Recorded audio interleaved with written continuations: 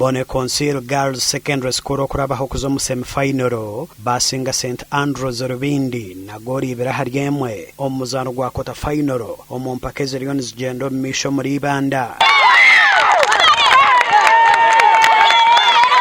kandi abahateni bije kuritana timu ya Kibingo Girls eyasinga St Catherine na gori na harzero kandi semifinal zezi nizije kuzanwa izobe rya nyenche karo mukasheshe omizane ndijo ijumo progressive ba champion ba Mitoma basinganya bare na gore mu harzero okwiko mu semifinal omurundo go kubanza kandi abana bije kuzana umusinguza hagati ya Shema Girls hamwe na Kinon High School abo quarter final yabo ya Charles bwa kuzanwa ahabwe mishango timu za hikomu semifinal nizije kwegitwa hezindi ibiri okukora timu mukaga ezirije kurabaho kujwekera ankore omumpaka za Uganda yona omumpaka ezirije kutebekanisa bwo mu district ya Mukono okwezo korokwija